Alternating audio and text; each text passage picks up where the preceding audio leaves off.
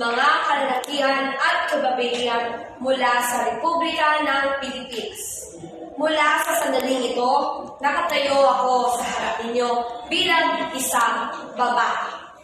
Isang bansa na dapat isarang-alang, magandang halimbawa ng lakas, tiyaga at walang katiyakan ng pagpapasya. Inanyayahan kita na sumali sa akin sa pagdiriwang ng kapangyarihan, potensyal at walang limitasyong pagkakataon na dating bilang isang babae. Ang pagiging isang babae ay higit pa sa simpleng biyolohiya. Ito ay isang kaisipan, mapagkukunan ng inspirasyon at isang katalista para sa simpleng pagbabago.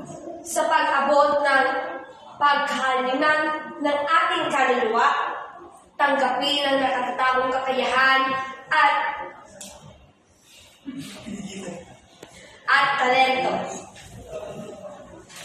at matapang na pagkatara ng ating sariling mga landas. Ano man ang mga hadlang,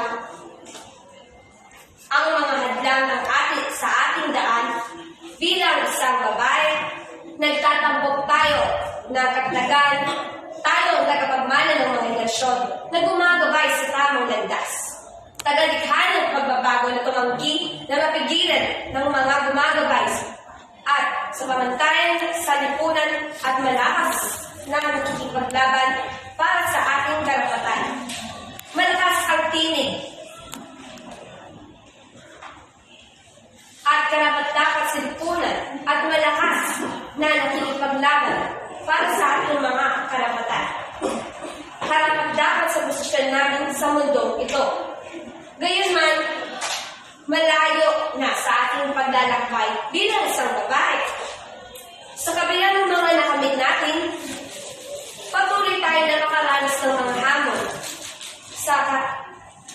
sa araw-araw man o hustisya sa mga kababaihan na di binibigyan ng karapatang magsalita, umaksyon at maging isang leader ng pamahalaan. Binabantaan ni Ikagom na lamang ang aming mga bibig sapagkat walang kwenta at walang karapatang magsalita para sa aming sarili. Ngunit, hayaan kong linawin sa inyo na hindi kailanman kami mananahimik lamang. Babalik at babangon tayo ng mas malakas at matatag kaysa dati upang makuha ang ating karapat-dapat lugar na sa mapagpusig ng mundong ito. Makati, bobo, OA, o sadyang madaling-madala ng emosyon, mahingin, pasibo, at malagot. Ganito ang tingin ng lipunan sa mga kababaihan. Mabiling pananamit, ikaw ay konservatibo. Mahalin na pananamit, ikaw ay kulang sa pansin at nagbibigay aliw sa mga kalalakihan. Anong pamakaya? Ang mga kababaihan ay dapat makalaga, responsable sa mga gawaing bahay, sunod-sunod sa mga pamantayan ng lipunan dahil kung hindi ay iba ang trato nila sa iyo. Dapat ikaw ay matalino. Pambabae dapat ninyong pananamit, kung hindi ay matatawag kang bae o tomboy. Laging panatilihin ang iyong ngiti upang matakpan ang iyong kalungkutan. Ang mga kababaihan ay dapat lamang sumunod sa mga kalalakihan, emosyonal, maalaga, nagsisilbi, at nagrespeto sa mga kalalakihan bilang may kapangyarihan at may otoridad na di mapapantayan. Ang mga kababaihan ay isinilang upang sundin lamang ang utos ng mga kalalakihan. Kung hindi, tatawagin kang tanga, weirdo, hangan, makasarili, walang malasakit at iba pa.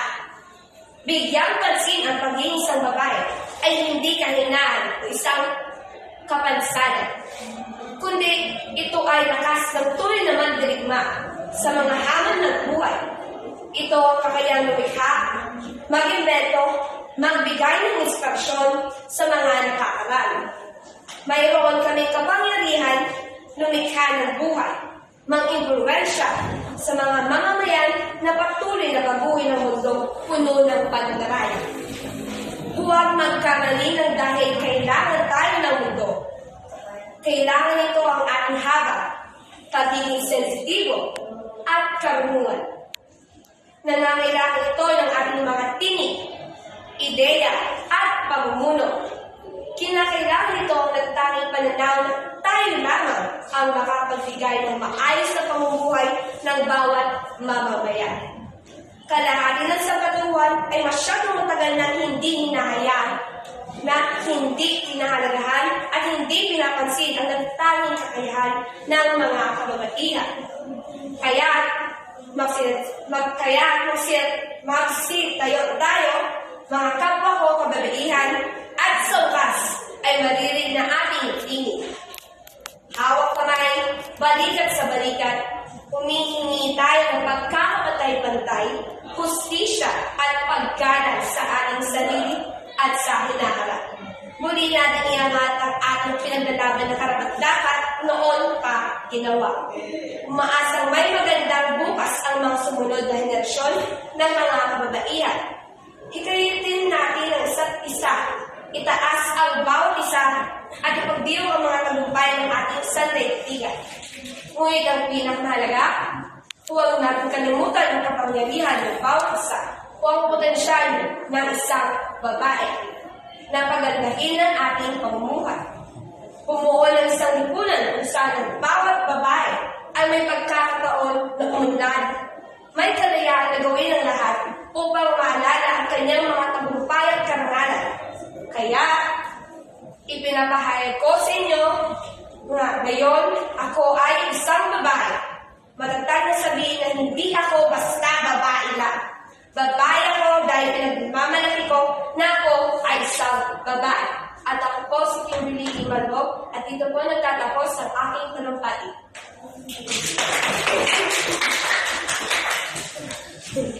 Isang. Pas. Ay! Nagpapabas ako.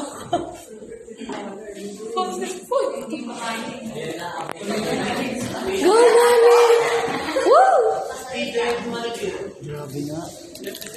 Tinapawis ako.